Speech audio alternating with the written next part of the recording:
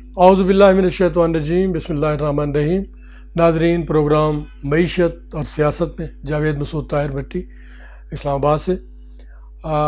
ناظرین، آج کل کے سیاسی اور معاشی جو مسائل ہیں وہ بڑے گمبھیر اور ہر شخص کے زیر بحث ہیں کہ سیاسی طور پر کیا ہم ایک میچور ہمارے سیاستدان، ہماری سیاسی پارٹیاں کیا میچورٹی کا اظہار کر رہی ہیں، اور کیا ہم اپنے سیاسی جو ہماری حکومت ہے، سیاسی نظام ہے، اس میں ہمارے جو معاشی مسائل ہیں ان کو کس حد تک ٹیکل کرنے میں اب تک سیاسی گورنمنٹس کامیاب ہوئی ہیں، اور اس کے لیے کیا پروپوزل دی جا سکتی ہیں۔ کیونکہ آئندہ 2-4 ماہ کے اندر پاکستان کے بجٹ تجاویز بھی آنی ہے اور بجٹ پاس ہونا ہے۔ اس کے علاوہ سیاسی طور پہ بھی ہماری موجودہ جو سیاسی گورنمنٹ ہے وہ اپنے جو آئینی مدت ہے اس کا آدھے سے زیادہ پیریڈ گزار چکی ہے۔ تو اب آئندہ کیا ان کا لائے عمل ہونا چاہیے اور کیا ہم ان سے ایکسپیکٹ کرتے ہیں۔ تو آج کے ہمارے معزز مہمان گرامی میں جناب آفتاب علم یاسر صاحب سپریم کورٹ کے ایڈوکیٹ ہیں اور پاکستان کے سیاسی اور معاشی مسائل عدالتوں میں دیکھتے رہتے ہیں کہ عدالتی طور پر کیسے ہو رہے ہیں۔ ہمارے دوسرے مہمان ضیاء اللہ خان صاحب ہیں۔ ہم ان سے ان کی رائے لینے کی کوشش کرتے ہیں کہ پاکستان کے عمومی طور پر لوگ کیا سمجھتے ہیں کہ ان مسائل کو حل کرنے کے لیے ہمیں کیا کردار ادا کرنا چاہیے۔ جناب آفتاب صاحب، آپ کیا سمجھتے ہیں کہ موجودہ جو سیاسی ہمارے حالات ہیں ان سے ملک کے لوگوں کی معاشی بہتری کے لیے کیا آپ سمجھتے ہیں کہ یہ سیاسی جو ہمارے قائدین ہیں یا ہماری سیاسی پارٹیاں ہیں یا ہمارے ایوان جو ہیں جمہوریت کے جو ہمارے منتخب نمائندے ہیں وہ کیا اپنا صحیح کردار ادا کر رہے ہیں، اور کیا اس سے ملک کی معیشت میں بہتری آ رہی ہے، یا آپ سمجھتے ہیں کہ ان کو اپنا رویہ چینج کرنا چاہیے، اور کیا پروپوزل دینا چاہیں گے اس سلسلے میں؟ بہت بہت شکریہ، آپ نے مجھے اس پروگرام میں مدعو کیا، آپ کا میں تہ دل سے مشکور ہوں۔ ویلکم صاحب، یہ تو دوسری رائے نہیں ہے کہ جو سیاسی استحکام ہے وہ دراصل معاشی استحکام کی طرف پہلا قدم ہے، جس میں ملک میں پولیٹیکل انارکی ہوگی تو اس میں اکنومیکل انارکی بھی ہوگی۔ تو پولیٹیکل سٹیبلٹی دراصل اکنومیکل سٹیبلٹی ہے۔ جہاں تک ہے حاضرہ گورنمنٹ کا سیاسی اور معاشی استحکام، جہاں آدھی مدت گزرنے جا رہی ہے، تو ان کا سب سے جو اسپیسیفک ایجنڈا رہا ہے وہ کرپشن کے خاتمے اور وہاں سے آمدہ رقم کے نسبت ان کا ایک وین رہا ہے کہ اس لوٹی ہوئی دولت کو کسی طور پر واپس لے آئیں اور اس سے اکانومی کو سہارا جائے۔ اس حد میں کس حد تک کامیابی ہوئی یا ناکامی ہوئی وہ ایک الگ موضوع بحث ہے۔ جہاں تک قوانین کا تعلق ہے تو اس ملک میں مختلف قوانین جو ہے کرپشن کے خاتمے اور معاشی سٹیبلٹی کے لیے موجود ہیں۔ مثلاً میں چند قوانین کا زیر بحث لاؤں گا، جیسے پرائس کنٹرول ایکٹ ہے۔ اس میں ہم قیمتوں کا توازن جو ہے وہ بہتر کر سکتے ہیں، لیکن کیے نہیں جا رہے وہ اس کا عمل درآمد ویری سوری ٹو سے کہ جس حد تک بھی ہے وہ اب اس پہ اپنا کردار صحیح ادا نہیں کر رہے اس میکنزم کا۔ اچھا، یہاں پر کنزیومر پروٹیکشن لاز بھی ہیں اور وہاں پر ایسوسیشنز بھی ان کے بنانے کا اختیار ہے۔ کنزیومر جو ہے وہ باقاعدہ پرائس کنٹرول کے حوالے سے ان کی ایسوسیشن جو ہے وہ آ کر متحرک ہو کر وہ اس قیمتوں کے توازن کے لیے مقرر کر سکتی ہے۔ اس کے لیے کوڈ بھی بنائی گئی ہیں، اس کے لیے کنزیومر کورٹس بھی بنائی گئی ہیں، لیکن اس میں بھی جو کتنے ہم اس قوانین کو نافذ کر سکیں۔ اسی طرح جناب والا کے نظر میں کمپیٹیٹو کمیشن آف پاکستان کا رول ہوگا کارٹل بنانے کے لیے، اس کو روکنے کے لیے جو ہے وہ قانون نافذ کیا گیا۔ پیپرا کے قوانین ہیں پروکیورمنٹ کے لیے، اکنومیکل جسٹس کو مینٹین کرنے کے لیے۔ تو میرا اپنا ذاتی نقطہ نظر یہ ہے کہ گورنمنٹ کس حد تک ان قوانین کو ایکٹیو کرتی ہے اس سے اکنامک سٹیبلٹی لائی جا سکتی ہے. دیکھیں کسی بھی سماج میں قانون کی عملداری ہی اصل میں اس قوم کی شناخت کے لیے وہ ضروری ہے. جی ہم سر ذرا اپنے اگلے مہمان کی طرف جاتے ہیں. جی ضیاء صاحب آپ کیا سمجھتے ہیں جنرل ویو کیا ہوگا کہ جو پاکستان میں ترقی ہوئی ہے وہ تو نظر آ رہی ہے کہ امپرومنٹ تو ہوئی ہیں بہت سارے فیلڈز میں, لیکن یہ کہا جاتا ہے کہ نہیں ہم ڈیٹیریشن کی طرف جا رہے ہیں, ہم تباہی کی طرف جا رہے ہیں, ہمارا لیول جو ہے حکومتیں صحیح کردار ادا نہیں کر رہی. تو آپ کیا سمجھتے ہیں کہ ہم نے ترقی کی ہے یا ہم تنزلی کی طرف گئے؟ بہت بہت شکریہ جاوید صاحب, میں جناب کا مشکور ہوں کہ آپ نے مدعو کیا مجھے اس پروگرام میں. پہلی بات تو یہ ہے کہ کوئی بھی حکومت آتی ہے اس حکومت کو پرائرٹیز دیکھنی چاہیے. جو سابقہ حکومت تھی ہماری اور جو یہ حکومت چل رہی ہے عمران خان صاحب کی, انہوں نے بھی اپنی پرائرٹیز میں وہ چیزیں دیں جس سے غریب عوام کو کوئی فائدہ نہیں ملا, اور اس حکومت نے بھی وہی کیا. لائک فار دس پنجاب حکومت نے, جو پچھلی پنجاب حکومت تھی میاں شہباز شریف صاحب کی, اس نے سستی روٹی پہ اربوں روپے ضائع کر دیے, اس نے لیپ ٹاپ پہ اربوں روپے ضائع کر دیے. سیم وہی کنسیپٹ لے کے عمران خان صاحب ہمارے اوپر مسلط ہوئے ہیں. وہ یہ کہ یہ اب کیا کر رہے ہیں, کر یہ رہے ہیں کہ انہوں نے جو پناہ گاہیں بنائی ہیں, انہوں نے جو لیپ ٹاپ سکیم کو جاری رکھا ہے, انہوں نے جو BRT منصوبہ آپ کے سامنے مثال ہے, اس کے اوپر بھی اربوں روپے ضائع کر دیے. لیکن اس سب کے باوجود بھی لوگ اب قسمہ پرسی کی حالت میں پہنچ گئے ہیں. لوگوں کی حالت دن بدن کمزور سے کمزور تر ہوتی جا رہی ہے. وجوہات بہت ساری ہیں. مہنگائی آپ کے سامنے ہے, پیٹرول کی قیمتیں آپ کے سامنے ہیں. جس ملک میں اگر آپ نے مہنگائی کو کنٹرول میں لانا ہے تو اس کے لیے آپ کو سب سے پہلے پیٹرولیم مصنوعات کی قیمتوں کو کنٹرول میں رکھنا ہوتا ہے. پیٹرولیم مصنوعات کی قیمتیں پہلے تو یہ ہوتا تھا کہ 1 مہینے کے بعد 1 تاریخ کو بڑھتی تھی, اب انہوں نے 1 مہینے میں 2 مرتبہ سے 4 مرتبہ تک کر دیا ہے. ویکلی بیسس پہ جب انٹرنیشنل جو قیمتیں ہیں انٹرنیشنل کے مطابق شروع ہو گئے. لیکن اگر کسی ملک میں آپ کو سٹیبلٹی چاہیے تو اس کے لیے قیمتوں کا توازن برقرار رکھنا لازمی ہوتا ہے. میں آپ کو ایک مثال دوں, ضیاء الحق کو بھٹو صاحب کے حوالے سے بہت برا کہا جاتا ہے, لیکن ضیاء الحق کے 11 سالہ دور میں فار ایگزامپل شوگر کی قیمت اگر 10 روپے تھی تو سیم 11 سالوں میں وہی 10 روپے رہی, اس سے 11 روپے نہیں ہوئی. تو یہ ہوتا ہے ویژن. آپ کو میں مثال دوں کہ ضیاء الحق صاحب کے دور میں سب سے اچھا نہری نظام پاکستان میں بنا تھا. نہری نظام تو انگریزوں کے زمانے میں بنا. سب سے اچھا اسلامی نظام ضیاء الحق صاحب کے دور میں تھا. لیکن ان سب کے وہ اسلامی نظام بھی اسلامی نظام مختلف ہے, اختلافی ہے کہ وہ اسلام لانا چاہ رہے تھے.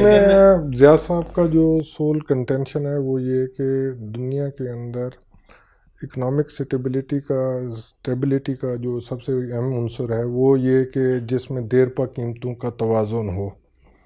اب پرابلم اس دیس کہ ہماری تو امپورٹ اتنی زیادہ بڑھ گئی ہے جہاں ہمارا جو بیلنس آف ٹریڈ ہے وہ بگڑ گیا ہے.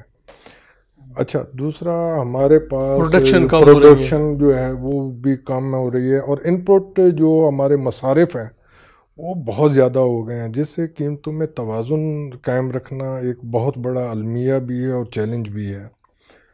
اگر آپ دیکھیں کہ ہمارے ملک میں اپنی ہی ڈیری مصنوعات ہیں تو ان ڈیری مصنوعات میں جو کنزمپشن ہے اس کو بھی ہم میٹ آؤٹ نہیں کر پا رہے. تو اس کے لیے حکومت کو چاہیے کہ نئی ایگریکلچر ڈیری, جیسے موجودہ گورنمنٹ نے یہ پروپوزل دی کہ یہ ڈیری کے لیے ہم فیسلٹیز اتنے جانور دے رہے ہیں, پھر مرغیوں کے لیے مرغیاں دے رہے ہیں. یہ ایک علیحدہ ایشو ہے کہ انہوں نے جو پرائم منسٹر ہاؤس کی بحثیں تھیں ان کو بھی بیچ دیا گیا, لیکن لوگوں کے لیے یہ انسینٹیو ہے. تو آپ کیا سمجھتے ہیں, کہ انسینٹیو جو ہے اس کا فائدہ ہو سکتا ہے؟ انسینٹیو جو ہے نا صرف لفظی ہی ہے, ابھی تک پریکٹیکلی لیکن ہونا تو چاہیے نا, اس میں گروتھ ہونا چاہیے. ہوگی تو بہتری کی طرف جا سکتے ہیں. اس میں ضرور اس میں ہمیں تو پازیٹیو سوچنا چاہیے. اچھا قدم اگر کوئی بھی گورنمنٹ ہے ٹیک اپ کرتی ہے تو اس کو فالو اپ کرنا چاہیے ہم عوام کو, عام لوگوں کو. ڈیری فارمنگ خاص طور پہ ایگریکلچر فیلڈ ہے, یہ چیزوں کو بڑھانا چاہیے ہمارے ہاں. انڈسٹری کو بھی پچھلے ادوار میں جو 5 سالہ منصوبے ہوا کرتے تھے ان کو طرف توجہ دینی چاہیے. ہمیں لانگ ٹرم پالیسیز بنانی چاہیے, 10 ایئرز پلان, 5 ایئرز پلان, جہاں پر انفراسٹرکچر پہ کام ہو اور at the end of the day ان کے جو بینیفیشری ہیں وہ ہم لوگ ہی ہوں گے جو آج مہنگائی کے چکی میں پس رہے ہیں. اچھا, اب سوال یہ ہے کہ اس کے لیے وی این چاہیے, کوئی اچھا ماڈل پروگرام چاہیے جو اکنامیکل ریفارمز ہوں. اچھا, ہمارا جو سب سے زیادہ جب بھی اکنامیکل ریفارمز کی آتی ہے تو ہم سب سے پہلے جس سیکٹر کو لیتے ہیں وہ ٹیکسیشن سیکٹر ہے. ماشاءاللہ you are remain in land revenue. تو آپ بہتر جانتے ہیں کہ جہاں ٹیکسیشن جو ہے وہ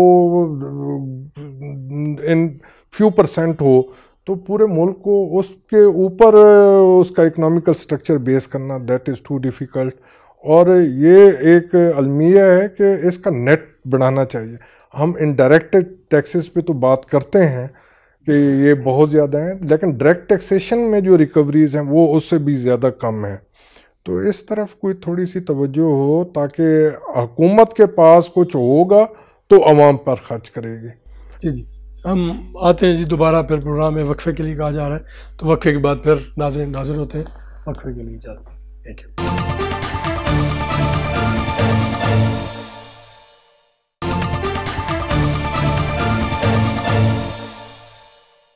ویلکم بیک. ایک بار پھر پروگرام معیشت اور سیاست میں خوش آمدید. میں ایک بار پھر جاتا ہوں جناب خان صاحب کی طرف. ضیاء کیا سمجھتے ہیں آپ کہ یہ جو خاص طور پہ ہم جو ذکر کر رہے تھے ڈیری فارمنگ کا یا ایگریکلچر فیلڈ میں, کیونکہ ہماری اتنی زمین پاکستان میں, آپ یہاں سے نکلتے ہیں اور بلوچستان کی طرف چلے جائیں, ایون پنجاب کے بھی کئی علاقوں میں زمین بے آباد پڑی, اس کو کس طرح سے گورنمنٹ کو کیا آپ سمجھتے ہیں, کیا رائے دیں گے کہ اس کو امپروو کس طرح کیا جائے؟ اس کے لیے سر حکمت عملی بنانی چاہیے. حکمت عملی یہ ہونی چاہیے جو آپ کی زرعی زمینیں ہیں ان میں کنسٹرکشن سٹاپ کرا دینی چاہیے. جب کنسٹرکشن پہ بین ہوگا انڈسٹریل ایریا مختص کر دینے چاہیے. اس میں تو اب گھروں کی ضرورت ہے نا, اب گورنمنٹ کی اس کے منشور میں بھی تو ہم اتنے گھر بنا کے دیں گے تو وہ کنسٹرکشن کو تو نہیں روکا جا سکتا. ہمارا جو پہیا ہے اکنامی کا وہ چل ہی اس پہ رہا ہے. اصل میں تو وہ دیکھنا ہے جو خالی زمین پڑی ہے اتنی, اس کو کس طرح سے, اس کے لیے نہری نظام کو آپ کو وہاں تک لے کے جانا ہے. اس کے لیے آپ کو پراپرلی گورنمنٹ سائڈ سے ہی امداد ملنی چاہیے. یہ نہیں ہے کہ انڈیویجول پہ چھوڑ دیا جائے. فار ایگزامپل ایک ریتلی زمین ہے, جنوبی پنجاب سائڈ کو ہی لے لیں, تھر کو لے لیں, بلوچستان کو لے لیں. اس کے لیے جب تک گورنمنٹ لیول پہ منصوبے نہیں بنائے جائیں گے تب تک انڈیویجول بیس پہ ان زمینوں کو زرخیز نہیں کیا جا سکتا.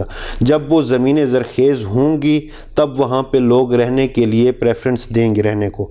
تو اس کے لیے جب وہ لوگ وہاں پہ موجود ہوں گے تب جا کے وہ ڈیری فارمنگ میں آئیں گے, تب جا کے وہ گائے بھینس, جس طرح کا وزیر اعظم صاحب کا مرغی انڈوں والا ویژن ہے اس کو بھی لے کے وہ آگے چلیں گے. اور جو لوگ آج کل دیہاتوں میں رہ رہے ہیں ان کو فیسیلیٹیٹ کیا جائے, ان کے لیے روڈز بنائی جائیں, ان کو گورنمنٹ کی ہر سہولت جو پاسبل ہو فیسلٹی دی جائے تاکہ وہاں تک پہنچ بھی سکے. تاکہ وہاں تک جب تک رسائی نہیں ہوگی. آپ کی طرف آتا ہوں. جی میں دوسری طرف میں تھوڑا سا اس اینگل سے, کیا آپ کیا سمجھتے ہیں کہ انڈسٹریلائزیشن کا پچھلی صدی سے سٹارٹ ہوا, تو یہ انڈسٹریلائزیشن کی وجہ سے ہم یہ کہتے ہیں کہ انڈسٹری زیادہ سے زیادہ لگنی چاہیے. دوسری طرف بیسک جو دیکھو نا, رشیا نے اتنی, ابھی صبح ہم بات کر رہے تھے کہ رشیا نے اتنی ترقی کی اور وہ یعنی خلا میں بھی جاتے رہے, لیکن ادھر گندم وہ امریکہ سے لینے پہ مجبور ہو گئے. تو آپ اس پہ کیا کہ انڈسٹریلائزیشن ہونا چاہیے یا یہ ایگرو اس کو فروغ دیا جائے یا بیلنس کس طرح سے رکھا جائے؟ انڈسٹری ورسز ایگریکلچر نہ کریں, یہ اس طرح اس کو کمپیریزن نہیں کرنا چاہیے. دیکھیں کسی انڈسٹری کے لیے آپ کو ان پٹ چاہیے, میٹیریل, را میٹیریل تو چاہیے, وہ آپ کو ایگری بیسڈ ہی ہوتا ہے. ٹیکسٹائل کا لے لیں یا منرل ہوں گے یا جو جس طرح سے بھی لیں گے, تو آپ کو کوئی را مٹیریل چاہیے جس کو آپ نے انڈسٹری میں ریفائنڈ کرنا ہوتا ہے. اب سوال یہ ہے کہ اگر وہ چیزیں نہیں ہوں گی تو کس طرح ہوگا. دیکھیں اربنائزیشن کے لیے صحیح ہے, اس کے لیے ملٹیپل بلڈنگز بننی چاہیے بنسبت یہ کہ آپ بڑی بڑی سوسائٹیز لانچ کریں. رہا آپ کے پاس کارپوریٹ فارمنگ ہونی چاہیے. کارپوریٹ فارمنگ یہ بڑی امپورٹنٹ چیز ہے جی, اور اس کے لیے میں اور یہ بڑا پہلے سے ہے. یہ تو مطلب گورنمنٹ نے جو ہماری 60s کی 50s کی گورنمنٹ تھی کوآپریٹو سوسائٹی اس زمانے میں یہ ایگریکلچر بجا فرما رہے ہیں سر. ترقی یافتہ ممالک جتنے بھی دیکھ لیں ان میں ملٹی بلڈنگز ہی ہیں. اچھا, اب سوال یہ ہے کہ ہمارے یہاں جو لیجسلیشن میں ایک کمی نظر آتی ہے وہ یہ کہ ہم نے کارپوریٹ فارمنگ کو پروٹیکٹ کرنے کے لیے کوئی اس میں لیجسلیٹو کام نہیں کیا, تو اس میں ہونا چاہیے. اچھا, ہمارے نزدیک جو رہا ہے ماشاء اللہ ریگولیشن میں وہ سبسسٹنس یونٹ رہا ہے. اب سبسسٹنس یونٹ کو برقرار رکھنا اور اس پہ ایگری بیسڈ اکانومی کو لے کے جانا, جبکہ ہمارے پاس 75% جو ہے وہ ایگری بیسڈ اکانومی ہے, تو اس کے لیے یہ بڑا ایک المیہ ہوگا. اس کے لیے ہمیں کارپوریٹ فارمنگ کا کنسیپشن جو ہے وہ لے آنا چاہیے تاکہ پروگریسو فارمنگ ہو اور اس کے لیے ریسرچ بھی ہو. اس کے لیے ریسرچ بھی ہو. اچھا, جہاں نظر کاٹن اب تباہ ہو گئی نا, ہم کاٹن میں کہاں تھے اور وہ تمام جو کاٹن والے ایریے ہیں وہاں کاٹن گروئنگ بالکل ختم ہوتی جا رہی ہے. تو یہ بھی بڑا کوئی گورنمنٹ کو پالیسیز ریسرچ بیس دینا چاہیے کہ اتنی کاٹن کی ہمیں ضرورت ہے تاکہ ہماری ٹیکسٹائل انڈسٹری چل سکے.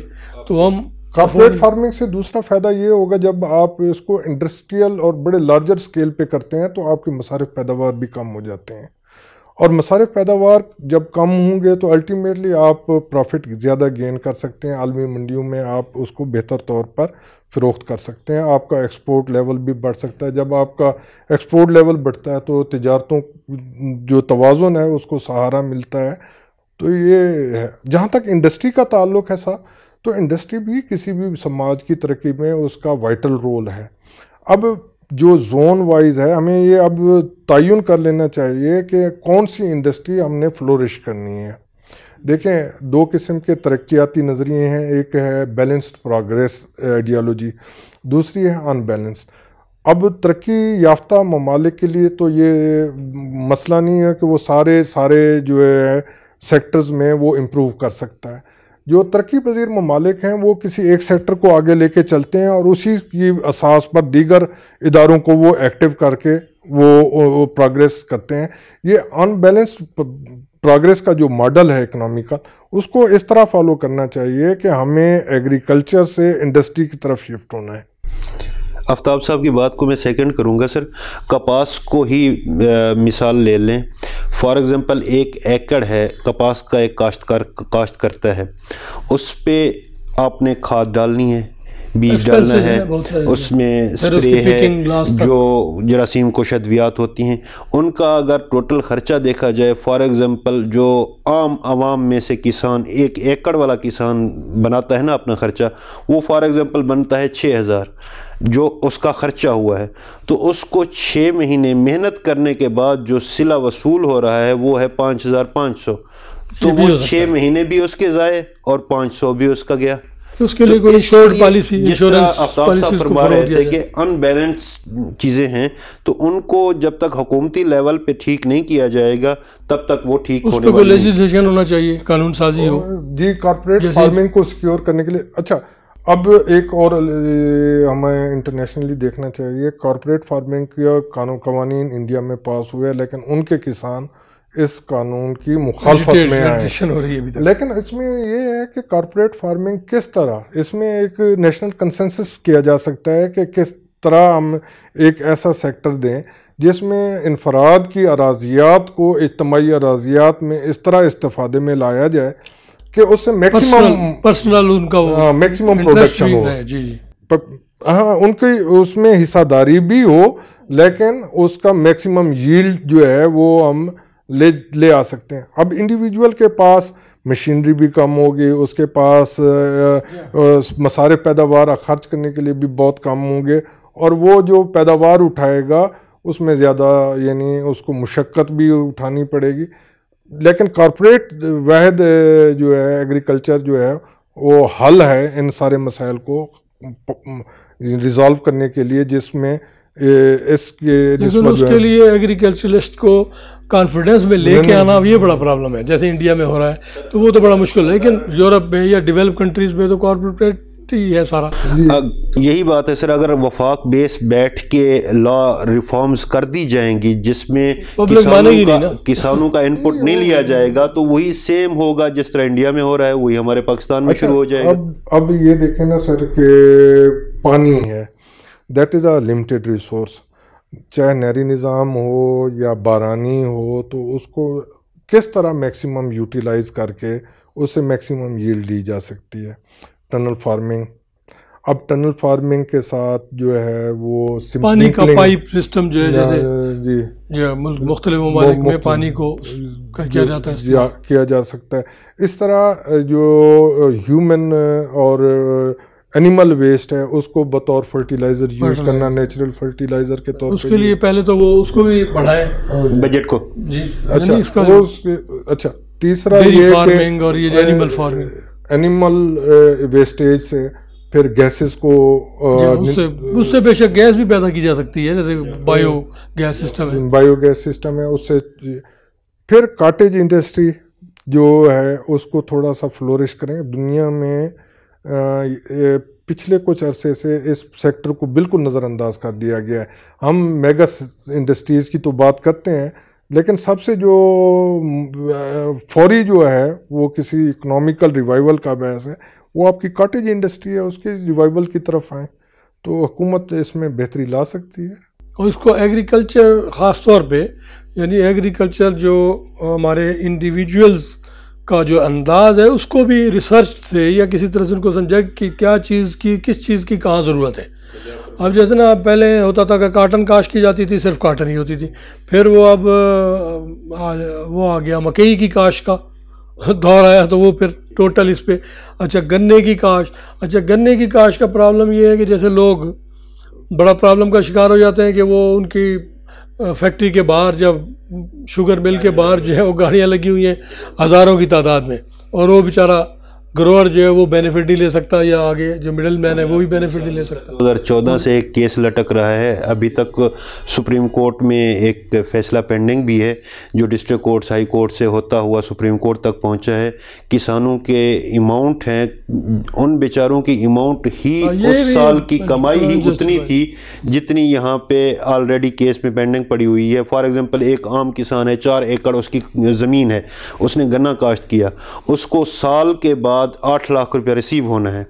تو وہ اگر کیسز کی نظر ہو جائے گا، وہ اگر مل مالکان کی انا کی نظر ہو جائے گا، وہ اگر انتظامیہ اس کے لیے بھی کوئی کنٹرول ہونا چاہیے. کین کمشنر صاحب تعینات ہیں. مسئلہ یہ نہیں ہے کہ قوانین نہ ہوں، قوانین تو ہیں. کین کمشنر صاحب is overall in charge of maintaining prices of sugar cane. اچھا آپ کی جو ہے وہ جو جتنی بھی مارکیٹس ہیں ایگری بیسڈ وہ سینٹرلائزڈ ہیں، وہاں آپ نے پرائس کنٹرول بنائے ہوئے ہیں، لیکن اس کو کتنا ایفیکٹو بناتے ہیں، یہ سب سے بڑا جو ہے وہ فلا جا رہا ہے جو ہمیں ہرڈل ہے ان آور اکنامکل گروتھ. اچھا اس میں ایک آئیڈیا جو ہے پیرالل یہ ہے کہ آپ اس کو سینٹرلائز سسٹم کریں. دیکھیں آپ جب گروئنگ پہ آتے ہیں تو پورے ملک میں مصارف پیداوار ایک سے ہیں، تو آپ کے پاس اگر پرائس میکنزم اور وہ سینٹرلائزڈ ہو جاتا ہے تو الٹیمیٹلی اس سے سب گروورز کو فائدہ ہوگا. وہی میں کہہ رہا ہوں جو پہلے میں نے بات کی ہے کہ ریسرچ بیسڈ ہونا چاہیے، اور اس پہ ہم آتے ہیں کہ دوبارہ پھر وقفے کے لیے کہا جا رہا ہے. ناظرین پلیز اسٹے ود اس.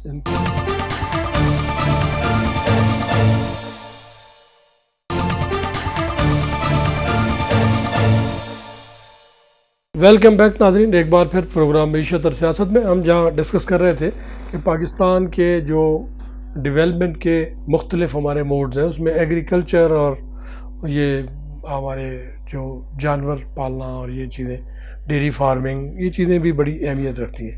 لیکن ہمارے ایجوکیشن سسٹم میں آفتاب صاحب یہ کیا کمی نہیں رہے گی کہ ہم یہ صرف ہائی لیول پہ تو جا کے ایجوکیشن ایگریکلچر یونیورسٹی اور دوسری جو اینیمل یونیورسٹی لاہور میں ہے، لیکن بنیادی طور پہ جب پہلے ایجوکیشن سسٹم میں ہم دیکھتے تھے ان چیزوں پہ بھی یعنی ہم نے جب 55 میں پڑھا تو ہمارے اسکول میں ایون نائی کا کام بھی سکھایا جاتا تھا, موچی کا کام بھی, بلکہ انٹر ہوتے تھے تو پہلا کمرہ ہمارا موچی کا ہوتا تھا اور دوسرا, تو یہ سارے چھوٹے چھوٹے کام بھی سکھائے جائے. اب وہ بالکل ختم ہو گئے اور ہم نے ایک اس طرف کبھی توجہ ہی نہیں دی. تو کیا ایسا نہیں ہے کہ یہ لوگوں کو یہ پروفیشن, مختلف پروفیشن کی بھی ٹریننگ دی جائے بیسک؟ ہمارے بلکہ اسکول میں ایک وہ بھی ہوتی تھی کپڑے بننے کا, کھڈیاں بھی ہوتی تھیں اور اس سے وہ بھی سکھائی جاتی تھیں. کلین بافی 5ویں 6ٹی میں یہ بھی ساتھ ہوتا تھا ایک سبجیکٹ, یہ ختم ہو گیا. تو اس میں آپ کیا سمجھتے ہیں, کس طرح سے اس کو؟ آپ کا اشارہ فارمل ایجوکیشن اور ٹیکنیکل ایجوکیشن. فارمل ایجوکیشن جو ہے وہ تو تعلیم برائے تعلیم کی ہوتی ہے اور اس میں بعض سیکٹر ایسے ہیں جن میں ریسرچ آخر میں جا کے کرنا ہوتا ہے, اسپیسیفائڈ ہو جاتی ہیں. ٹیکنیکل ایجوکیشن میں سیلف امپلائمنٹ کا بڑا تصور ہوتا ہے, اس سے حکومت پہ بھی بوجھ کم ہوتا ہے کہ اس نے لوگوں کو روزگار فراہم کرنا ہوتا ہے. ٹیکنیکل ایجوکیشن جس طرح آپ نے اشارہ کیا کہ جب آغاز تعلیم میں یہ شارٹ کورسز ہوا کرتے تھے 60-70 سال پہلے, 50 سال پہلے یہ ساری چیزیں تھیں, پھر یہ آہستہ آہستہ. اب چونکہ ہمارا معاشرہ وہ ایگریکلچر بیسڈ ہے تو مرغ بانی, مگس بانی, ان کی نسبت کورسز ہو سکتے ہیں. لوگوں کو بتایا جا سکتا ہے کہ آپ شہد کے ذریعے بھی روزگار حاصل کر سکتے ہیں, لوگوں کو بھی فائدہ ہو. اچھا, اس طرح جو شیپ بریڈنگ کا ایک ایگریکلچر بیسڈ پہ بھی بنی تھی اسکیم, ساہیوال میں تھی, جس میں گوٹ بریڈنگ اور شیپ بریڈنگ, اینیمل بریڈنگ پہ نسبت جو ہے وہ ایگریکلچر لینڈ جو ہے وہ الاٹ کی جاتی تھی. اب ان سکیمز کو دوبارہ ریوائیو کرنے کی ضرورت ہے تاکہ لوگ کریں. اچھا, آپ دیکھیں گے کہ پچھلی ایک ایرا میں جو ایگریکلچر گریجویٹس تھے ان کو اراضیات الاٹ کی گئیں. ویری انفارچونیٹ کہ بھی وہ اراضیات کے قبضے ان کو نہیں مل سکے, وہ لینڈ گریبرز کے قبضے میں رہے اور اس واسطے وہ سکیم اپنا فائدہ نہ دے سکی, توڑ گئی ساری چیزیں. نہیں, یہ ہونا چاہیے. میری بات ہے, میں جو مقصد میرا کہنے کا یہ ہے کہ ہماری بیسک جو ایجوکیشن ہے اس میں یہ ان پٹ نہیں ہونا چاہیے کہ اس کے یہ ساری چیزوں کے لیے ایک ٹریننگ پروسیس, کہ جیسے گھر میں بھی آپ ایگریکلچر کر سکتے ہیں, گملے میں بھی آپ کوئی چیزیں اگا سکتے ہیں, تو یہ شوق دلائیں نا بچوں کو, وہاں سے سٹارٹ. یہ آپ کیا سمجھتے ہیں؟ جی, میں آپ کے سوال پہ آنے سے پہلے آفتاب صاحب سے ڈسکس کروں گا کہ آفتاب صاحب بھی میرے ساتھ ایگری کریں گے. بیسک جو ہمارے اندر خامی ہے نا, وہ ہمارے اندر جو ہمارا سسٹم ہے, موجودہ سسٹم کلیکٹیولی, اس میں بہت ساری خامیاں ہیں. میں مثال دوں ایک, فار ایگزامپل سپریم کورٹ میں جس طرح آفتاب صاحب ذکر کر رہے تھے کہ کین کمیشن مقرر ہو گیا ہے اس کیس میں, شوگر والے کیس میں, تو ایک کیس کا فیصلہ اگر آپ کا جولائی 2020 سے ریزرو ہوگا اور آج مارچ اینڈ ہونے کو آ جائے تو اس ٹائم تک وہ فیصلہ نہ لکھ سکیں یا فیصلہ نہ سنایا جا سکے, تو اس کے لیے کسان بیچارہ کہاں جائے گا, اس کو تکالیف نہیں ہوں گے تو کیا ہوگا. ہر فیلڈ میں یہ تو خیر یہ پرابلم تو ہر جگہ ہو سکتا ہے. بجا فرما رہے ہیں. دوسرا آپ جو بتا رہے ہیں ایجوکیشن کے حوالے سے, ایجوکیشن کے حوالے سے بھی ہماری جو پالیسیاں ہیں ان میں بہت ساری خامیاں, بہت ساری کمزوریاں, کوتاہیاں ہیں. ان کو اگر کلیکٹیولی ہم ٹھیک کرنا شروع کر دیں, اس کے لیے جو پچھلی گورنمنٹ تھی انہوں نے ایک انیشیٹو لیا تھا جس میں ووکیشنل انسٹیٹیوٹس بنائے تھے. انہوں نے کا کانسیپٹ تو بہت پرانا ہے. ووکیشنل انسٹیٹیوٹ کو پراپرلی فنڈنگ نہیں کی گئی, پراپرلی ان کو پھر مینیج نہیں کیا گیا, جس وجہ سے جو ہمارے ٹیکنیکل لوگ جہاں سے پیدا ہونے تھے, جہاں سے آگے آنے تھے, وہ نہیں آ سکے. انفارچونیٹ ہے. اس کے لیے چاہیے کہ دوبارہ سے ان چیزوں کو, ٹیکنیکل کالج تو میرے خیال ہیں بہت ساری جگہوں پہ ہیں, لیکن میرے وہ پریکٹیکلی جو آپ کا یہ ارشاد ہے کہ نصاب کے اندر بچپن سے ہی اس میں شوق دلایا جائے کہ آپ کا بابو بننا مطمع نظر نہیں ہونا چاہیے. آپ کے نظر میں اس ملک کے مرغیاں بھی پالیں, بچپن سے ہی بچوں کو ٹریننگ دی جائے, اسکولوں میں ہی آپ باغبانی بھی کریں, بجا فرما رہے ہیں, پودے لگائیں, گملوں میں لگا کے شوق دلایا جائے اسکول سے. جب یہ بھی فیلڈز ہیں جن میں آپ آگے بڑھ سکتے ہیں, آگے ہی بڑھ سکتے ہیں. ایک شوق ہے نا, ڈیولپ کرے گا ملک بھی, خوبصورتی بھی آئے گی. میں سمجھ پا رہا ہوں جناب فرما رہے ہیں کہ جس طرح for example math, English, Urdu, ایک سیپریٹ جو ہے نا سبجیکٹ بنا لیں، یا ایک ان کے لیے ایک آپ 1 گھنٹہ مقرر کر لیں. پہلے تھا، میں بتا رہا ہوں کہ ہم جب چھوٹے تھے تو یہ تھی یہ چیزیں، پھر یہ ختم ہو گئی، پھر پرائیویٹ اسکول آ گئے، وہاں تو یہ پاسبل ہی نہیں تھا. وہاں تو ہماری ٹوٹل توجہ ہی یہ ہوتی ہے کہ بچے کو مارکس سسٹم، اب وہ مارکس کی جنگ شروع ہو گئی. اس کے لیے تو ڈگریاں لادی ہوئی ہیں، پھر تو انسان کے اوپر ڈگریاں حاصل کرتا جائے آگے 35 سال تک وہ تعلیم حاصل کرے، اس کے بعد کیا ہوگا وہ اپنے مقدر پہ ڈیپینڈ کرے گا. یہ ایجوکیشن سسٹم پہ کی طرف ہم آ گئے، اور وہ کیا معاشی ترقی کے لیے کس طرح سے ایجوکیشن سسٹم کیا کردار ادا کر سکتا ہے. دیکھیں سب سے بڑا مسئلہ تو اگر اکنامیکل سسٹم میں دیکھیں وہ ان ایمپلائمنٹ بنتا ہے. ان ایمپلائمنٹ کو کس طرح آپ ریموو کر سکتے ہیں؟ اس کے لیے آپ کو ووکیشنل اور ٹیکنیکل ایجوکیشن کی طرف آپ کو توجہ کرنی چاہیے، حکومتوں کو کرنی چاہیے، اور اس نسبت کوئی مستحکم پالیسیز بنائیں کہ جہاں سے لوگ تعلیم حاصل کر کے وہ منسٹریل جابز کے خواہش مند نہ ہوں، بلکہ ان کے پاس علم اور سکل ہو، اور جس سے وہ ملکی معاشیت کو سہارا دے سکے. اصل بات. اچھا، اس میں دوسرا پہلو یہ بنتا ہے کہ آپ تخصیص کاری پہ آ جائیں. دنیا میں اب اسپیشلائزیشن کا ایک فروغ ہے. بچے کی سکل اور ایپٹیچیوڈ کو جاننے کے لیے آپ اس کو پرائمری ایجوکیشن میں ٹیکنیکل اور ووکیشنل اگر ایجوکیشن سے متعارف کراتے ہیں. مثلا ایک بچے کے اندر آرٹیزن بننے کا موجود ہے ٹیلنٹ، تو الٹیمیٹلی وہ وہاں چلا جائے گا. جس کا میتھمیٹیشن بننا ہے وہ میتھس کی طرف چلا جائے گا. وہ تو ہائی لیول پہ جا کے ہم اوورال ہر چیز میں جب آپ سیگریگیشن آپ نے اس کا ایپٹیچیوڈ آپ نے ارلیئر ایجوکیشن میں اس کا متعین کرنا ہے کہ وہ اس کا میلان کس طرف ہے. ایٹیٹیوڈ دیکھ ہمارے ہاں یہ نہیں ہے. یہ ایک بڑی ہمارے یہاں تو نمبر گیم ہے، کتنے نمبر لے گا تو پھر وہ. اس کے لیے آپ کو پراپرلی نصاب تبدیل کرنے کی ضرورت ہے، لوگوں کے ذہن تبدیل کرنے کی ضرورت ہے. نسلیں تبدیل ہونے میں صدیاں لگ جاتی ہیں سر. خراب ہونے میں تو لمحے لگتے ہیں، لیکن ٹھیک ہونے میں صدیاں لگ جاتی ہیں. اس کے لیے پلاننگ ہے، اس کے لیے کولیکٹیولی سارے لوگوں کا انپٹ چاہیے اس میں، تو تب بھی جا کے آؤٹ پٹ ملنا ہے. ایک چیز میں ابھی پڑھ رہا تھا کہیں، ایک آرٹیکل چھوٹا تھا کہیں سے، کہ کسی نے بتایا کہ میں رشیا میں پی ایچ ڈی کرنے کے لیے گیا، تو میں نے وہاں کا سسٹم کہتا بڑا عجیب دیکھا. یہ کوئی 60s کی بات بتا رہا ہے، وہ 60s کی بات. کہتا میں جب وہاں گیا تو میں نے وہاں دیکھا کہ جب مارکس تھے نا، ان کے ٹوٹل 5 مارکس اسٹینڈرڈ ہیں. ہمارے جیسے 100 ہوتے ہیں نا ایک پیپر کے، ان کے 5 ہیں، اور 5 میں 2 سے کم کسی کو مارکس نہیں ملتے تھے. تو میں نے کہتا ہے اپنے جو میرے پروفیسر تھے ان کا نام بھی اس نے لکھا، وہ جو رشیا میں تھے ماسکو میں، تو کہتا ہے ان سے میں نے پوچھا کہ یہ کیا ہے بھئی آپ 2 مارکس ہر کسی کو دیتے اور 5 ہی مارکس ہیں. تو اس نے کہتا ہے مجھے بٹھایا ساتھ اور مجھے سمجھایا.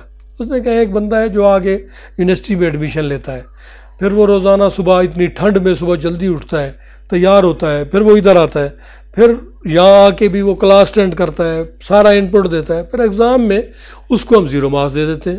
تو وہ کیا کس لیے آ رہا ہے پھر یہاں؟ تو اس کو کم از کم 1 مارک تو اس بات کا ہونا چاہیے نا کہ وہ اس نے ایڈمیشن لیا، دوسرا مارک اس کو اس بات کا ہونا چاہیے کہ وہ آتا ہے یونیورسٹی میں. اس کے بعد مارکس سٹارٹ ہوتے ہیں.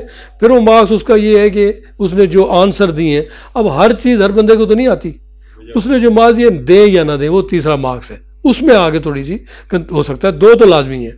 وہ تو آیا نا ایڈمیشن لیا، اور اس کے بعد کہتا ہے پھر 5 جو ہے وہ ہائیسٹ انٹلیکٹ پہ اس کو ملتے ہیں.